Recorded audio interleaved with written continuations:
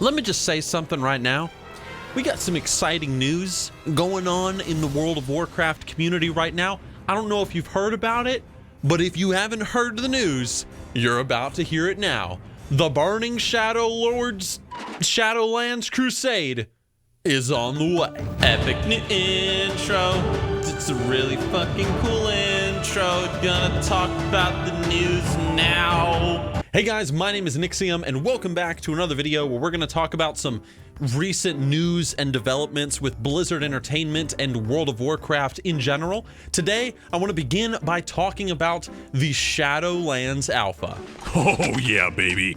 Tell me about that sweet, delicious news. A lot of people here are hyped as fuck for Shadowlands. They're excited to get out of BFA. They're excited to explore these new areas and whatnot. And the alpha has begun, so that means you're going to get to see some gameplay footage. You're going to get to see some dungeon footage and all that stuff. Now, let's be real. Right now, in the very beginning of the Shadowlands Alpha, we're only going to see people like that work at Blizzard Entertainment, friends and family, content creators, and also like news media people getting into the alpha. But that doesn't mean Blizzard isn't going to invite more people throughout the alpha and the beta phase. They're going to be sending out waves. They're going to be sending out more invites. And if you're somebody that you've been playing the game for a very long time, your account is in good standing, you know what I'm talking about, it's very likely you could get a key. So be on the lookout on your emails for a key. Once you are in the alpha, what you're going to see in the very beginning is we are going to be thrown into the zone of Bastion. We're going to get to explore it. We're going to get to quest in it. And there's even a dungeon that we're going to get to do called the Necrotic Wake. Now, personally, me, Bastion is probably the least interesting zone that they have announced. But you got to save the best for later. You know what I mean? That's right. One thing that I am really looking forward to, however, is the Alliance new starting tutorial zone thing. If you get into the alpha, you get to explore this new tutorial area. You get to do the quests. You get to see what it's going to be like if you start as a new Alliance character. And then later on, we're going to get to see the Horde beginning area as well.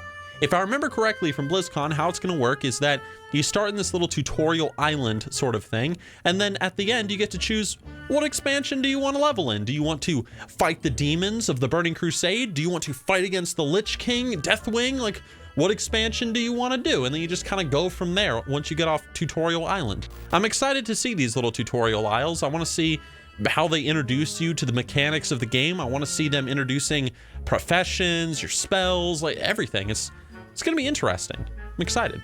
And of course, as the alpha continues, Blizzard is planning on releasing more content. For example, they really want to get the Tower of the Damned out there, whose name I do not remember at this time. Started with an A or something. You guys know what I'm talking about. The Tower of the Damned, the infinitely changing dungeon. They're going to get that sucker out there. They're going to get the new zones out there. They're going to get everything out there. There's going to be a ton of content to explore, ton of things to watch on YouTube, on Twitch, wherever you absorb your gaming content at. And it's going to be a good time until the expansion comes out. But in this recent blue post talking about the Shadowlands Alpha, there was also a few other little golden nuggets that Ian Hazzikostas just happened to grace us with. And I want to talk about those 3 little nuggets right now. The first one is there's a lot of changes coming to players' spellbooks, or rather, more stuff is being added to the spellbooks. If there's one thing that Blizzard has learned from classic World of Warcraft is that players love having a lot of spells to play with that make their classes unique. So one of the things that they are looking forward to is they are looking for feedback during the alpha for if they have unpruned the classes too much. This is very exciting for me because if I open up the Shadowlands Alpha and I'm my mage and I see Conjure Mana Gem again and Dampen Magic and Amplify Magic, seeing the classes unpruned and seeing those uniquely mage, hunter, druid, whatever spells making a comeback, that's going to be really cool. I've never been a big fan of the pruning of the classes. I like having more spells that I can even comprehend, that I can choose from depending on the situation, but that's just me. All right, hold on a second. We interrupt this program to bring you this right here. Do you guys know what this is? While I was editing this video, Blizzard put out a thing talking about all the changes that they're bringing to the classes with, you know, Shadowlands. Everything from Death Knights can summon like undead mages and have like a constant army of the dead. Changes to all the classes, mages, like hunters, and I'm gonna link it down in the description below. Go check it out. But it just all this just reinforces what I'm saying in the video that you're watching right now. Like, holy shit, this is awesome. So I guess let's go back to the original video. Yeah, so just give them feedback when you get to play the alpha and when you get to see the content and whatever. Like, if you like it, give it a like, and if you don't like it, give it a dislike. You know what I'm talking about. The next is we're gonna see changes to the questing interface. Now, this is a little bit weird. I don't see how Blizzard can make the questing system even easier in World of Warcraft. And that's not a dig, that's not an insult. I'm just being, honest. You just press M and I go there.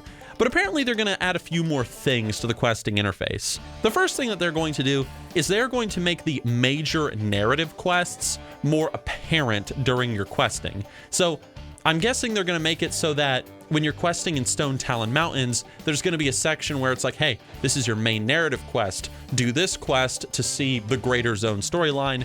And then there's the side quests just for experience points or something. And that's something that I kind of like. I really like that, especially with how, how much storytelling there is in the current game with all the different zones in Kalimdor, Eastern Kingdoms, wherever. So that's pretty cool. That's a change that I like. It's also going to be easier to find quest objectives. And he made mention of how you won't have to open up your map as much. So apparently people thought that finding the 6 bear asses was still a little too complicated. So they're making it a little bit simpler. So I digress.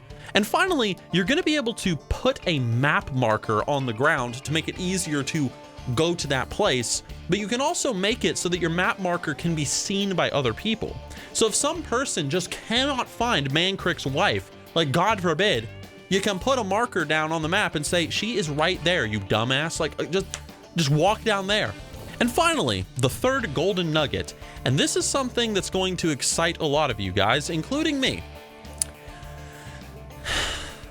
Conquest points are coming back. PvP conquest points, they're returning. You are going to be able to buy PvP gear from the main capital city in Shadowlands, whose name I don't know off the top of my head, and I'm not going to try to pronounce it.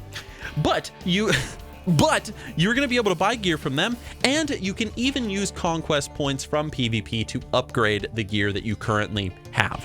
Whether that is regular gear, like whatever gear, or just the PvP gear, I don't know at this time. I'm assuming it's just the PvP gear. Little things just make me excited for Shadowlands. It just makes me go, huh, interesting. Ian also hinted that there is going to be a ton of information found by data miners in regards to their endgame content as the alpha comes out and the patches and so on and so forth. Things like soul binding, covenant sanctums, and even the craftable legendaries that we are going to find in the expansion. Now, one thing that he did mention in the post, there's some experiments in there. Things are going to be a little wacky. Things might be a little bit weird, okay? So he made it very clear that just because you see some weird ass thing saying that they're experimenting with making gnomes 100 feet tall in Shadowlands, that doesn't mean the gnomes are actually going to be 100 feet tall. It's just an experiment. So take anything that you find in the data files with a grain of salt. I actually would really like it though if the gnomes were 100 feet tall. I just think that would be amazing. And that's pretty much it for the Shadowlands announcement. A lot of you guys are really hyped about it. A lot of you guys are really skeptical about it. And some of you guys are sitting there thinking, man, I don't care about no Shadowlands. I just care about my classic WoW. I just care about my legacy servers. And you know what, dude? I got some announcements for you. Because if you did not know, Blizzard has pretty much announced Burning Crusade legacy servers. They put out this survey a little while back. I didn't make a video on it because I was lazy. Just being honest. And they've been asking players, man, how would you guys like to see Burning Crusade realms implemented to the legacy system? Now, you guys probably already know all about that. If you don't, I'll put a link down in the description. Check it out.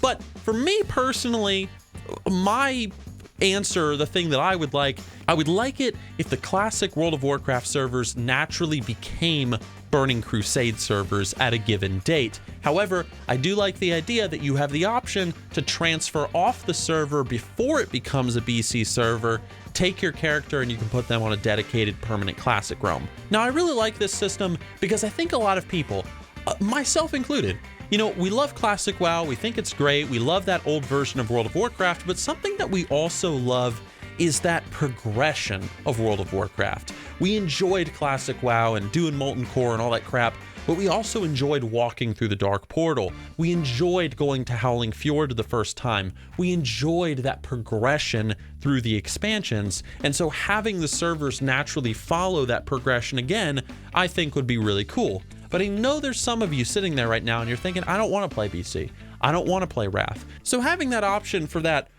smaller group of people within that greater legacy WoW community, I just think it's a smaller number. I mean, I don't know.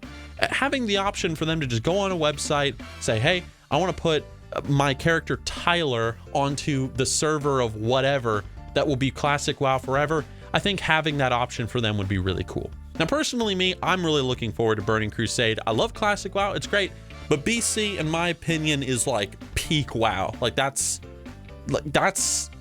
if there's one thing that I love about these two announcements, it's just that whole element of Blizzard taking so much inspiration from the success of classic World of Warcraft, and they're transitioning some of those older ideas that they had into the new game. Like this announcement of them unpruning the classes for Shadowlands and bringing back abilities like Eyes of the Beast maybe, or whatever. Like, that's so cool, because a lot of these abilities that might seem kind of stupid and dumb to us today, like in Classic WoW, it's what made your class unique. It's what made them special. And so bringing that back to the modern game, I think is fantastic, because even if you are the biggest fan of the modern game and how it operates, you kind of gotta admit that the classes have really lost their sense of identity and uniqueness over the years as Blizzard has pruned more and more of their abilities and talents. But I digress, my glorious YouTube community. I could be wrong, and that's where you guys come in. What do you think? What do you think about the announcements? What do you think about Shadowlands? What do you think about playing Burning Crusade? What do you think about ability pruning and unpruning and stuff, guys? Let me know down in the comment section below.